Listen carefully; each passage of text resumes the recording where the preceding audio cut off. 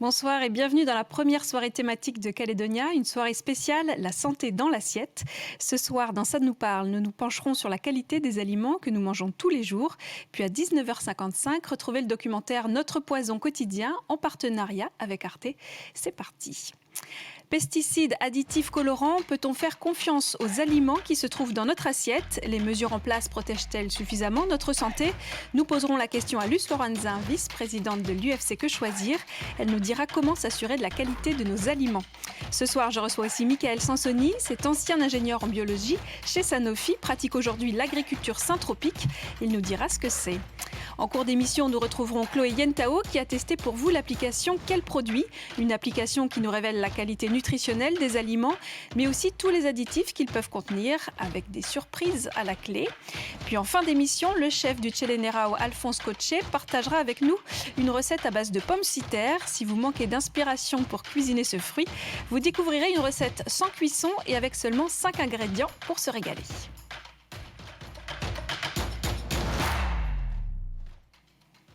29% des échantillons de fruits et légumes importés en Nouvelle-Calédonie étaient non conformes en 2019. En cause, un dépassement de la limite européenne maximale de résidus de pesticides ou la présence de substances actives non autorisées en Union européenne.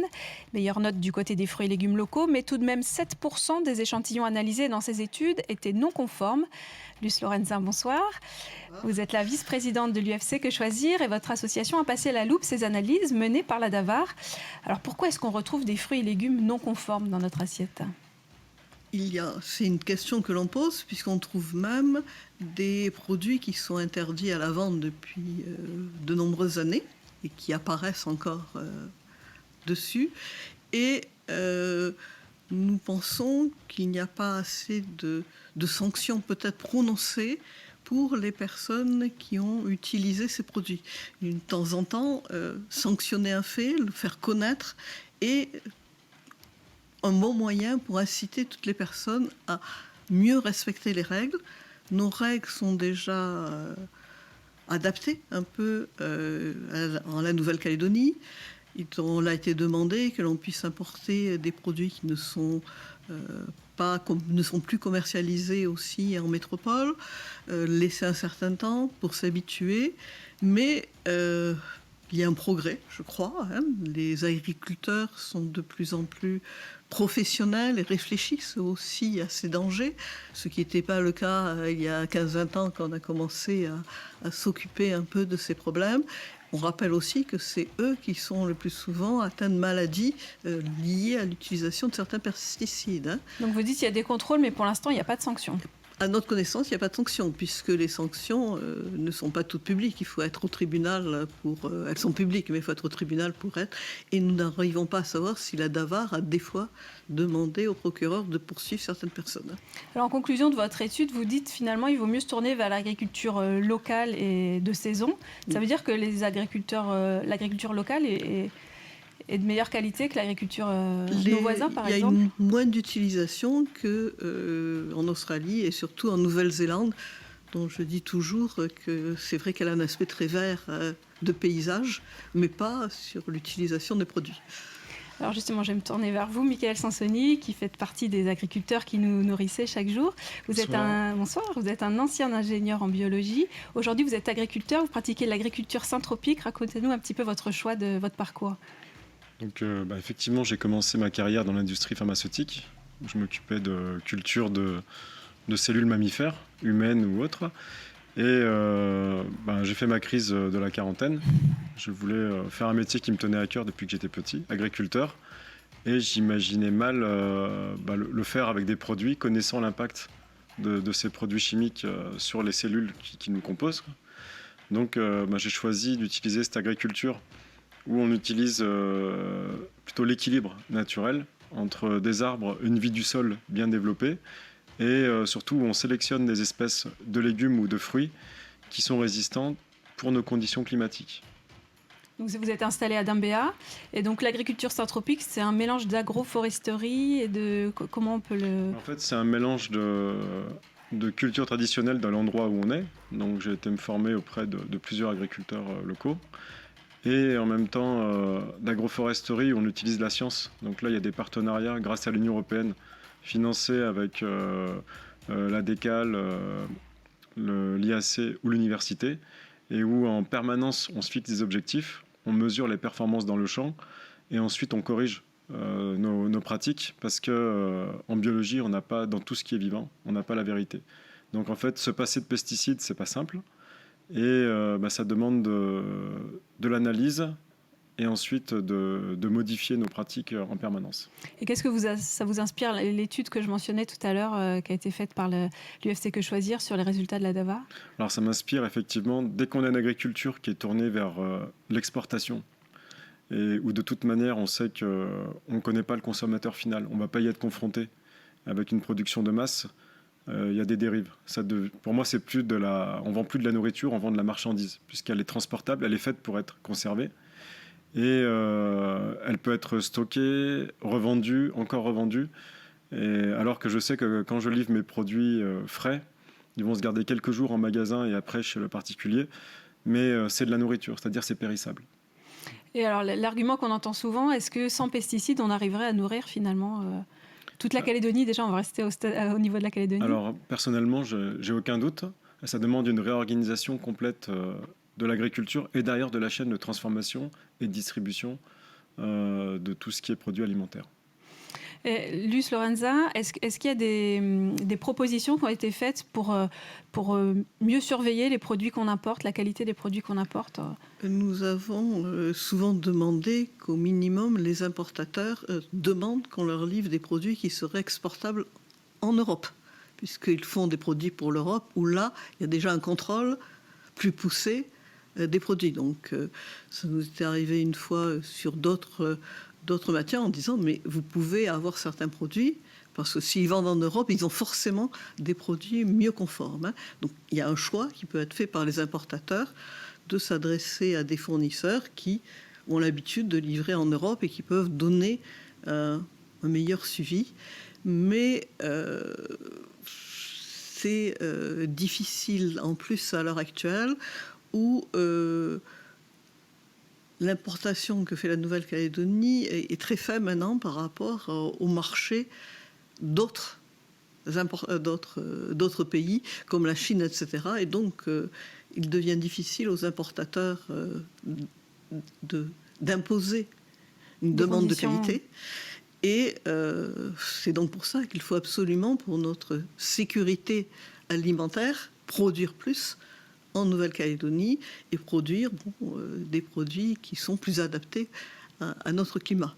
Alors, dans votre étude, vous basez sur les normes européennes, mais en Calédonie, il n'y a pas de normes qui ont été fixées, notamment au niveau des limites de résidus de pesticides, oui, c'est-à-dire ce qui reste sur le fruit ou les légumes. Il n'y a qu'une très faible référence à des normes mondiales. Et nous demandons tout le temps que le contrôle soit fait en appliquant les limites de résidus européens. Et ces limites de résidus sont en plus tout à fait théoriques. Hein. On dit, on les a définies et on n'a jamais défini ce qu'on appelle les effets cocktails, dont on sait maintenant qu'ils sont puissants, c'est-à-dire sur certains produits. Je crois qu'actuellement, c'est les pommes, fruits qui ont le plus de produits pesticides sur eux. Avant, c'était les raisins. Maintenant, je vois que c'est les pommes qui ont repris le record. On a 8-10 traitements différents, plus un peu de cirage dessus pour les faire briller, etc. On a un produit qui est beau à voir et qui n'a plus de goût et peu de qualité nutritionnelle. Vous êtes d'accord ? 100% d'accord. Surtout quand on a une pomme qui se conserve plusieurs mois en dehors du frigo. Oui, oui. Il vaut mieux se méfier. Oui. Je me rappelle qu'un monsieur, quand moi j'étais jeune, donc vous voyez, il avait une certaine expérience, il avait vécu pendant la guerre, et il disait que toute son enfance, il avait mangé des pommes pourries, parce que son grand-père avait des vergers, il mettait sur des clés pour les conserver dans des greniers spécifiques, et tous les jours, il passait pour chercher celles qui commençaient à devenir un peu blettes, hein, pour les donner, et ne prenait les beaux fruits impeccables quand il recevait quelqu'un. Mais les fruits normaux, on allait récupérer tous les jours celles qui commençaient à être en fin de vie. Alors, vous, Michael, de par votre premier métier, vous avez vu, on va dire, l'effet sur le corps humain de ce que peuvent faire des substances extérieures, on peut dire ça comme ça. C'est ce qui vous a motivé dans vos choix ? Effectivement, il suffit juste de regarder des chiffres simples, en tout cas pour les labos pharmaceutiques européens. Si on regarde, le premier marché, c'est le diabète, type 2. Deuxième marché, c'est les maladies métaboliques, comme l'hypercholestérolémie, par exemple, les gens qui ont du mal à assimiler le gras. Et après viennent le cancer. Le cancer, c'est beaucoup plus difficile à prouver la cause du cancer. Par contre, pour les deux premiers, c'est certain, c'est la nourriture. Alors d'un côté, ça peut être des effets de pesticides, et de l'autre côté, cumulé à des effets de nourriture hyper transformée dans des usines, et les additifs qu'on va y apporter, qui fait que finalement notre santé, elle dépend aussi de ce qu'on mange. Donc pour moi, ça c'est des études scientifiques qui sont très claires, tirées par des universités mondialement reconnues dans la médecine, comme Stanford aux États-Unis ou Cambridge en Angleterre. Et donc ça, ce sont des chiffres concrets. Et en tout cas, pour ma part, je ne peux pas ignorer, déjà le principe de la science, c'est de ne pas ignorer les chiffres et la vérité qui nous amènent. Alors justement, on va parler des produits ultra transformés, comme vous dites, et des produits industriels. On vient de parler des fruits et légumes, on va se tourner vers un autre rayon, celui des produits industriels ou transformés. Dans leur liste d'ingrédients, les additifs sont effectivement notés, mais comment savoir s'ils sont nocifs ou pas pour notre santé? Une application existe, elle s'appelle Quel produit? Chloé Yentao l'a testée pour nous devant la caméra de Mara Lourde.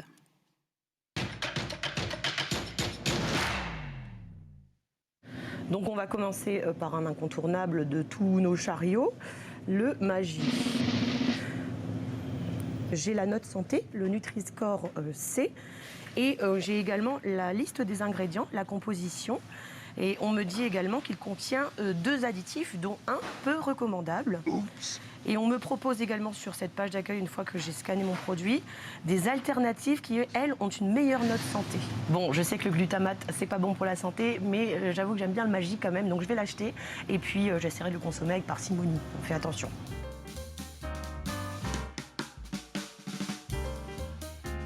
Cornflakes. Aucun additif, incroyable. Waouh! Ah ouais, bah là, maïs, sucre, arôme de malt d'orge et sel. Ok, Nutri-Score C. Allez, je prends. Un jus de pomme. Qu'est-ce que l'appli va me dire? Nutri-Score C. Il contient 5 additifs, dont un à éviter. Le benzoate de sodium. Alors carrément, celui-là, il est rouge, à éviter.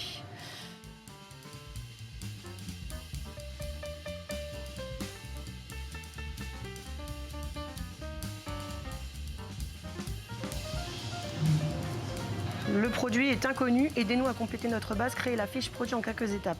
Alors c'est là que le côté participatif de l'application est intéressant, parce que je vais moi-même pouvoir créer une fiche produit en l'envoyant en fait. Donc je vais la créer, cette fiche.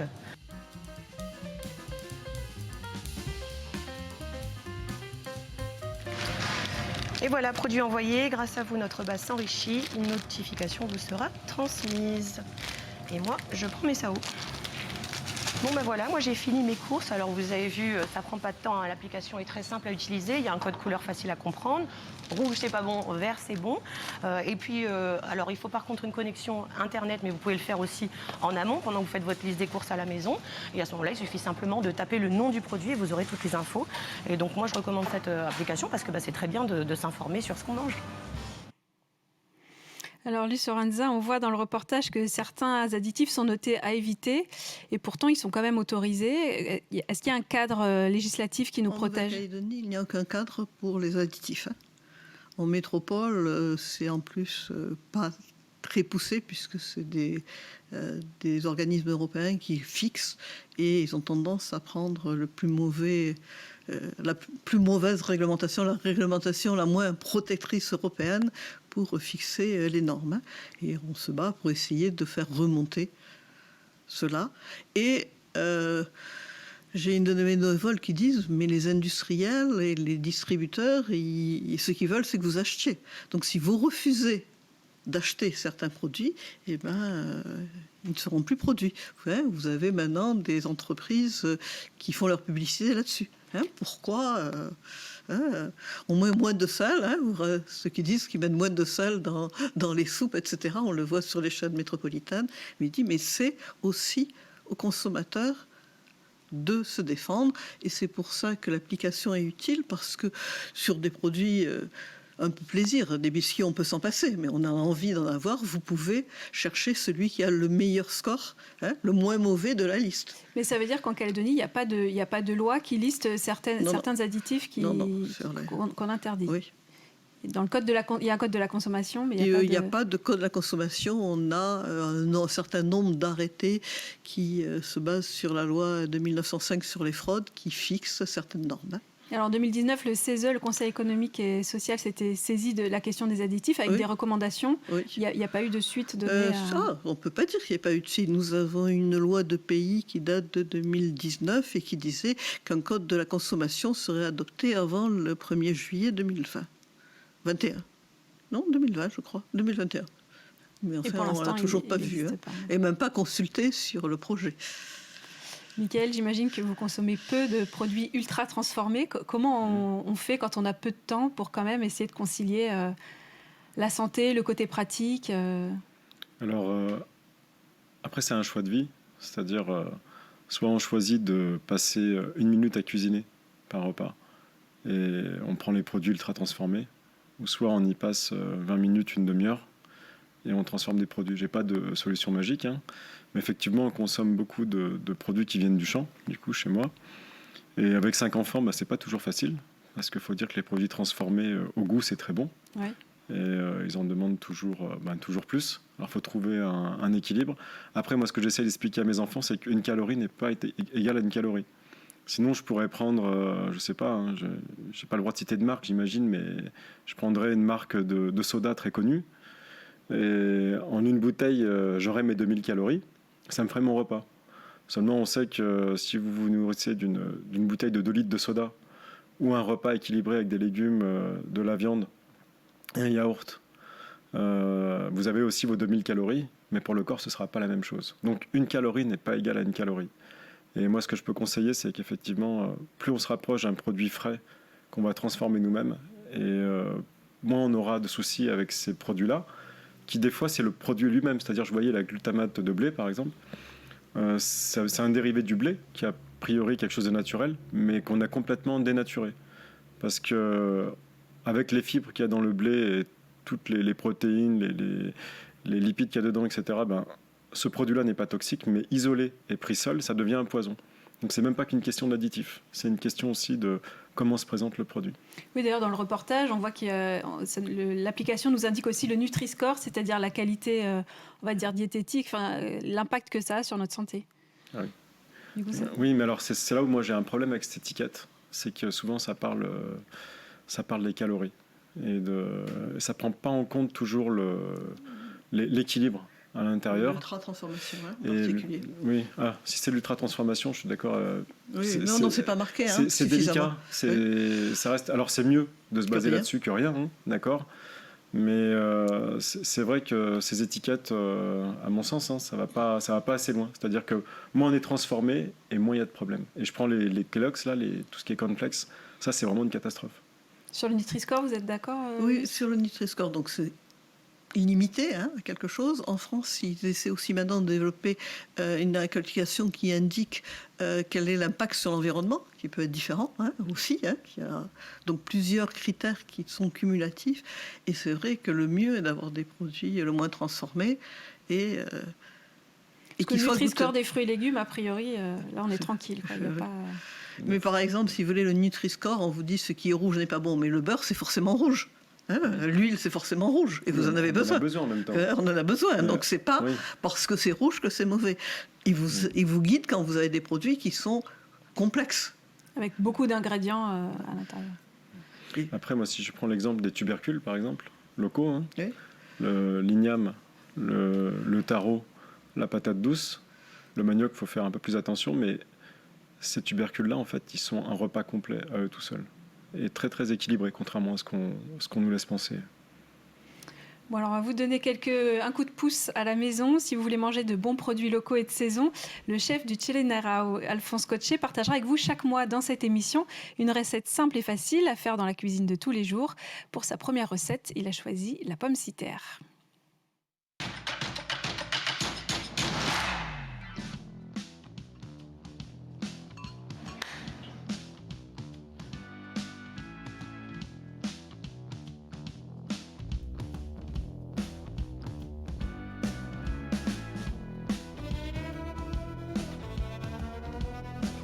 Ce fruit-là, c'est une particularité, enfin, une chair très ferme.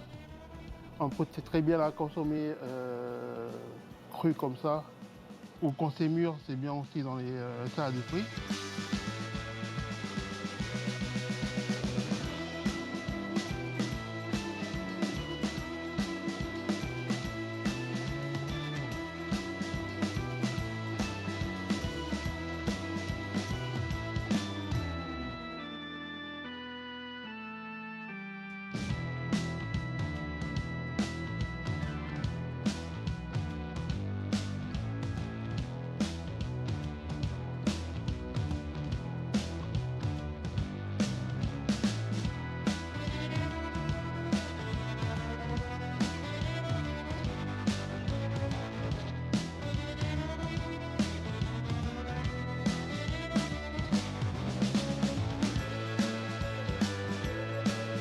C'est très intéressant qu'en fait de travailler un produit acide, ça juste comme ça sur le poisson ou juste comme ça sur la viande.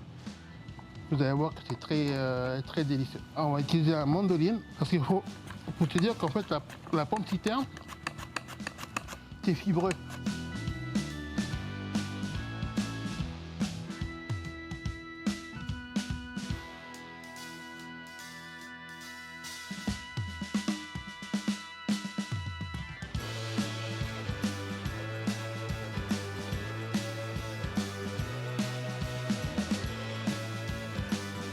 Et donc là, vous pouvez voir, en fait, notre bière qui est prêt. Si on fait la veille, il y a une fusion de tous les saveurs et qui vient en fait aromatiser le palais.